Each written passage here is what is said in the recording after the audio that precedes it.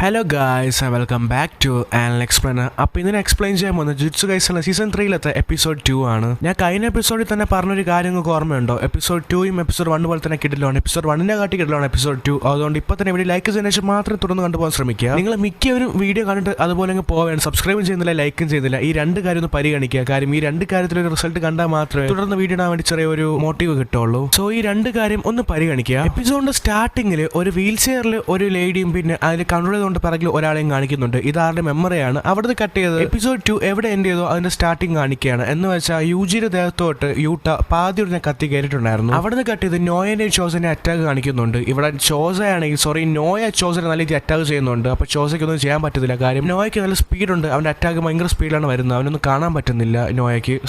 അതുകൊണ്ട് തന്നെ ചോസ അവന്റെ ബ്ലഡ് ഫ്ലോ കൂട്ടുന്നുണ്ട് അവന്റെ അറ്റാക്സ് ഒക്കെ കാണാൻ വേണ്ടി. അതുകൊണ്ട് തന്നെ അവൻ്റെ ദേഹത്തെ ബ്ലഡ്സ് ഒക്കെ നല്ല കൂടുതൽ പമ്പാവുകയാണ്. അവൻ്റെ കണ്ണിലൂടെ ഒക്കെ ബ്ലഡ് കുറച്ച് കൂടുതൽ പോകുന്നുണ്ട്. ഇത് മനസ്സിലാക്കിയ നോയാണെങ്കിൽ ഒരു കത്തി എടുത്ത് അവൻ്റെ ദേഹത്ത് കുത്തുന്നുണ്ട്. അപ്പോൾ തന്നെ ഒരുപാട് ബ്ലഡ് പോവുകയാണ്. കാര്യം ബ്ലഡ് ഫ്ലോ കൂടുതലായതുകൊണ്ട് തന്നെ നോയ ചോസയോട് പറയുന്നുണ്ട്, എടാ പിന്നെ ഞാൻ ഇപ്പം കത്തി വെച്ചെന്നെ കുത്തിയില്ലേ, ഈ കാര്യം പുറത്തൊന്നും പറയണ്ട കേട്ടോ. എന്താന്ന് വെച്ചാൽ സെറിൻ ക്ലാനിൽ കത്തി വെച്ചുള്ള അറ്റാക്ക് ഒക്കെ ഭയങ്കര മോശമുള്ള ഒരു കാര്യമാണ്. അതുകൊണ്ട് തന്നെ ഈ കാര്യം നമ്മൾക്ക് രണ്ടുപേർക്ക് മാത്രം സീക്രട്ട് ഇരിക്കട്ടെ എന്നും പറയാണ്. അതും പ്രത്യേകിച്ച് ഈ ബ്രദേഴ്സിനെ അറ്റാക്ക് ചെയ്യുന്ന വെച്ചാൽ അതൊരു മോശമുള്ളൊരു കാര്യമല്ലേടാ എന്ന് പറയുന്നുണ്ട്. എനിക്ക് പറയുന്നൊരു കാര്യം മനസ്സിലായല്ലോ, ടോജിനാണ് ഞാൻ ഉദ്ദേശിച്ചത് എന്ന് പറയാണ് നോയ അവനോട്. അപ്പോഴാണെങ്കിൽ ഷോസ് റിപ്ലൈ എടുക്കുന്നുണ്ട്, അപ്പം നീ എന്നെ പോലെ അല്ലേ, നിന്റെ ബ്രദേഴ്സിനെ നല്ല വെറുക്കുന്നുണ്ടല്ലേ എന്ന് പറയുന്നുണ്ട്. അപ്പൊ നോയ പറയുന്നുണ്ട്, അതേടാ നല്ല രീതി വെറുക്കുന്നുണ്ട്. അപ്പൊ ഷോസ പറയുന്നുണ്ട്, എടാ ഒരു ചേട്ടനിൽ നിന്നാണ് ഒരു അനിയൻ എല്ലാം പഠിക്കുന്നത്. കാര്യം ചേട്ടൻ അത്രയ്ക്ക് വലുതാണ്. ഈ ചേട്ടന്മാരെ അല്ലെങ്കിൽ സിബ്ലിങ്സിനെ ഒരിക്കലും വെറുക്കാൻ പാടില്ല എന്ന് ഷോസ നോയോട് പറയുന്നുണ്ട്. ശേഷം ഷോസ അവന്റെ ബ്ലഡ് മാനിപ്പുലേഷൻ ടെക്നിക്ക് യൂസ് ചെയ്തുകൊണ്ട് അവിടെ ഫുള്ള് ബ്ലഡ് ആക്കിയാണ് അവന്റെ കേർഡ്സ് വെച്ച് തന്നെ ഷോസ വെയിറ്റ് ചെയ്തുകൊണ്ടിരുന്നത്. അവൻ 150 വർഷത്തോളം ഇരുന്നുണ്ടാക്കിയ ഒരു ടെക്നിക്ക് അവിടെ യൂസ് ചെയ്യുകയാണ്. അപ്പോൾ നിറച്ച് മോളിക്കുൾ പോലെ വന്നതിന് ശേഷം പൊട്ടിത്തെറിക്കുകയാണ്. അപ്പൊ തന്നെ അവന്റെ ദേഹവിലെ കീറിയിട്ട് അവൻ അവിടെ കിടക്കുകയാണ്. നോയ ചെക്ക്മേറ്റ്സ് ആണ്, നീ അവരെ വെറുക്കാൻ പാടില്ല. കാര്യം അവരെ നമുക്ക് ദൈവം തന്ന കൂടെ പെറുപ്പുകളാണ് എന്ന് പറയുന്നുണ്ട്. അപ്പൊ തന്നെ അവിടെ യൂട്ട വരുന്നുണ്ട്.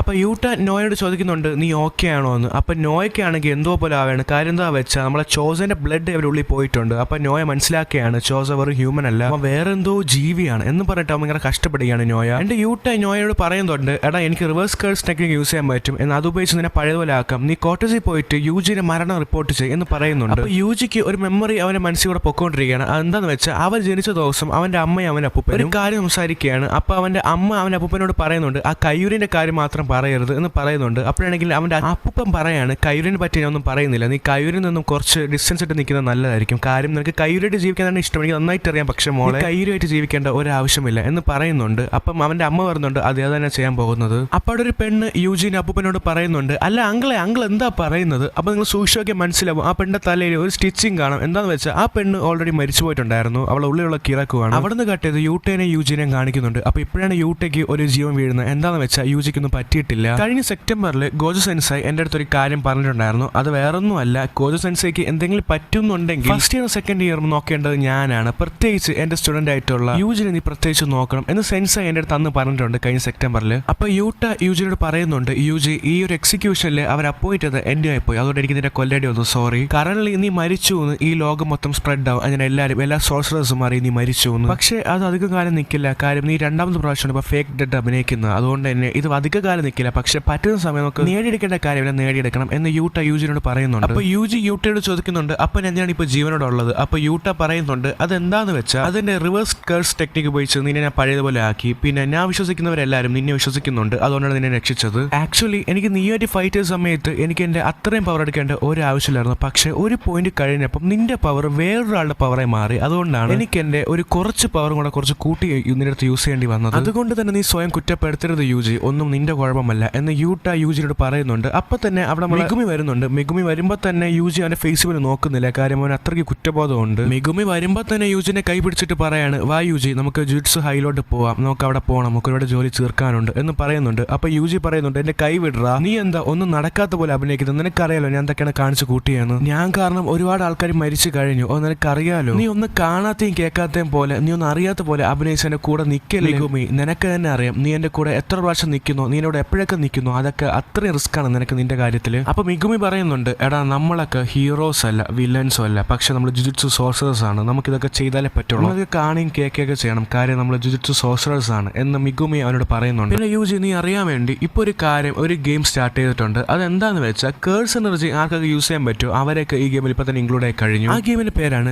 Culling game. ഇപ്പൊ തന്നെ സിസ്റ്റർ സുമി ഇതിൽ ചേർന്നിരിക്കുകയാണ് എന്ന് പറയുന്നുണ്ട് മിഗുമി. സോ പ്ലീസ് യൂജി, നിന്റെ ഹെൽപ്പ് എനിക്ക് വേണ്ടി വരും. എന്താന്ന് വെച്ചാൽ ഈ ഒരു ബാരിയർ തകർക്കണം. അപ്പോഴാണ് നമുക്കൊരു കാര്യം മനസ്സിലാവുന്നത്. ഇപ്പൊ കറസ്പോണ്ടിംഗ്ലി ഒരു ഗെയിം നടപ്പുണ്ട് ആ ഒരു ജുട്സു കൈസൻ യൂണിവേഴ്സിൽ. ഗെയിമിന്റെ പേര് കള്ളിംഗ് ഗെയിം എന്നാണ്. നമ്മൾ ഈ ആർക്കിന്റെ പേര് തന്നെയാണ്. എന്താന്ന് വെച്ചാൽ ഈ ഒരു ബാരിയർ ഒരു ക്രിയേറ്റ് ആയിട്ടുണ്ട്. ആ ബാരിയറിന്റെ അകത്ത് കേഴ്സ് എനർജി ഉള്ള ആര് കയറി കഴിഞ്ഞാലും അവരപ്പം തന്നെ ആ ഗെയിമിൽ പാർട്ടിസിപ്പേറ്റ് ആയി കഴിഞ്ഞതാണ്. അപ്പൊ യൂജി പറയാണ് ടോട്ടലി 15 ഫിംഗേഴ്സ് ആണ് ഇപ്പൊ എന്റെ ഉള്ളിലുള്ളത് സൂക്കുണേന്റെ. അത് ഉള്ളത് കൊണ്ടാണ് സൂക്കുണ ഷിബുയയില് അത്രയും കാണിച്ച് കൂട്ടിയത്. ഇനി ഒരു 5 ഫിംഗേഴ്സും കൂടെ കറസ്പോണ്ടിംഗിലും ഉണ്ട്. അതുകൂടെ കഴിക്കുകയാണെങ്കിൽ സൂക്കുണയ്ക്ക് എന്നെ ഒന്നും ചെയ്യാൻ പറ്റില്ല. പിന്നെ സെമ്പൈ യൂട്ട, എനിക്ക് വേണ്ടി ഒരു കാര്യം ചെയ്യണം. ഇൻ കേസ് എന്റെ കൺട്രോൾ വിട്ട് ഞാൻ വീണ്ടും സൂക്കുണയായിട്ട് മാറുകയാണെങ്കിൽ, സൂക്കുണന്റെ ബോഡി കൺട്രോൾ ടേക്ക് ഓവർ ചെയ്യുകയാണെങ്കിൽ വേറൊന്നും ആലോചിക്കേണ്ട, എന്നെ അപ്പം തന്നെ കൊല്ലണം എന്ന് യൂജി യൂട്ടിനോട് പറയുന്നുണ്ട്. കാര്യം നിങ്ങൾക്ക് നന്നായിട്ട് അറിയാലോ, എന്നെക്കാട്ടി കേപ്പബിലിറ്റി നിങ്ങൾക്കാണ് ഏറ്റവും കൂടുതൽ ഉള്ളത് എന്ന് യൂജി അവരോട് പറയുന്നുണ്ട്. എന്നിട്ട് യൂജി മിഗുമിയുടെ അടുത്ത് ചോദിക്കുന്നുണ്ട്, സോ അടുത്ത് നമ്മൾ എന്താ ചെയ്യാൻ പോകുന്നത്? അപ്പൊ മിഗുമി പറയുന്നുണ്ട്, അടുത്ത് നമ്മൾ ചെയ്യാൻ പോകുന്നത് എന്താന്ന് വെച്ചാൽ ടെൻഗനെ മീറ്റ് ചെയ്യണം. കാര്യം എന്താന്ന് വെച്ചാൽ ടെൻഗ വഴി നമുക്ക് അറിയാൻ പറ്റുള്ളൂ എങ്ങനെ ഗോജോനെ അൺസീൽ ചെയ്യണമെന്ന്. സോ എങ്ങനെ ടെൻഗനെ മീറ്റ് ചെയ്യാന്ന് വെച്ചാൽ അവൻ എപ്പോഴും 1000 ഡോസിന്റെ ഇടയിലായിരിക്കും കാണുന്നത്. അതിൽ ഏതെങ്കിലും ഡോർ തുറക്കുകയാണെങ്കിൽ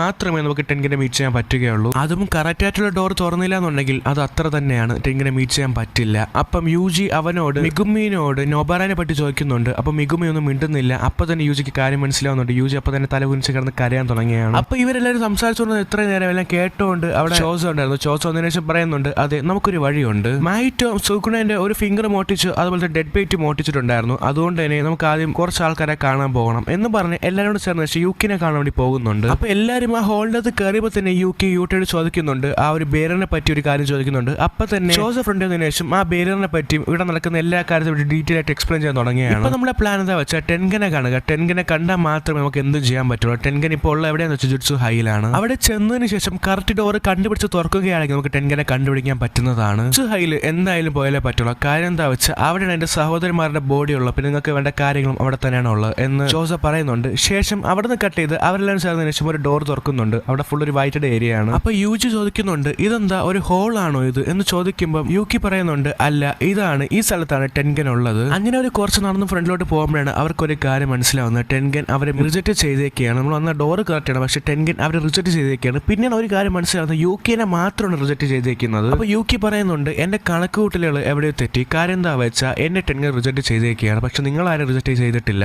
എന്നും പറഞ്ഞ് യൂക്കി ഒഴിച്ച് ബാക്കിയുള്ള ഒരു ഫ്രണ്ടിലോട്ട് പോകുമ്പോഴാണ് അവരൊക്കെ ഒരു വോയിസ് കേൾക്കുന്നത്. ഓ നിങ്ങളൊക്കെ വന്നോ ചിൽഡ്രൻസ് എന്ന് പറയുമ്പോൾ തന്നെ അവിടെ ടെൻഗൻ വന്നേക്കാണ്. എല്ലാവരും കാണുകയാണ് ടെൻഗനെ. അവിടെ വെച്ച് ജുട്സു കൈസൻ സീസൺ 3 എപ്പിസോഡ് 2 എൻഡ് ആയിരിക്കുകയാണ്. സോ ഇതൊരു നല്ലൊരു എപ്പിസോഡ് ആയിരുന്നു. എപ്പിസോഡ് 1 പോലെ തന്നെ വളരെ എൻഗേജ്ഡ് ആയിട്ടുള്ള എപ്പിസോഡ് ആയിരുന്നു ഇത്. വീഡിയോ ഇഷ്ടപ്പെട്ടെങ്കിൽ ലൈക്ക് ചെയ്യുക. ഇനി അങ്ങോട്ടുള്ള ജുട്സു കൈസന്റെ മലയാളം എക്സ്പ്ലനേഷൻ കാണാൻ വേണ്ടി സബ്സ്ക്രൈബ് ചെയ്യാനും മറക്കണ്ട. മിക്കവരും ലൈക്ക് സബ്സ്ക്രൈബ് ചെയ്യാറില്ല. അതുകൊണ്ട് തന്നെ ആ കാര്യം ഒന്ന് പരിഗണിച്ചിട്ട് മാത്രം ഈ വീഡിയോ കണ്ടതിന് ശേഷം പോകാൻ ശ്രമിക്കുക. അപ്പൊ ഞാനിപ്പോൾ പതിയെ നമ്മളെ പഴയ റേഞ്ചിലോട്ട് എത്താൻ ശ്രമിച്ചുകൊണ്ടിരിക്കുകയാണ്. നിങ്ങൾക്ക് സപ്പോർട്ട് ചെയ്താൽ മാത്രമേ എൻ്റെ ഒരു പഴയ ഒരു എയിമിലോട്ട് എനിക്ക് എത്താൻ പറ്റുകയുള്ളൂ. സോ മാക്സിമം എല്ലാവരും സപ്പോർട്ട് ചെയ്യുക, ലൈക്ക് സബ്സ്ക്രൈബ് ചെയ്തതിന് ശേഷം പിന്നെ വീഡിയോനെ പറ്റിയുള്ള അഭിപ്രായം താഴെ കമന്റ് ചെയ്യാനും മറക്കണ്ട. സോ ഗൈസ് അടുത്ത ആഴ്ചയാണ് ഇനി അടുത്ത ജുട്സു കൈസന്റെ എപ്പിസോഡ് ഉള്ളത്. അതുകൊണ്ട് തന്നെ അടുത്ത 3 ദിവസം അല്ലെങ്കിൽ അടുത്ത ആഴ്ച ഞാൻ ചെയ്യാൻ പോകുന്നത് നമ്മുടെ സ്പൈക്സ് ഫാമിലി റീസ്റ്റാർട്ട് ചെയ്യാൻ പോവുകയാണ്. സോ സ്പൈക്സ് ഫാമിലി നിങ്ങൾ കണ്ടില്ലെങ്കിൽ ഇപ്പൊ തന്നെ കാണേണ്ടതാണ്. നമ്മളെ ചാനൽ എക്സ്പ്ലെയിൻ ചെയ്തിട്ടുണ്ട്. So thank you for watching and this is your unexplainer signing out.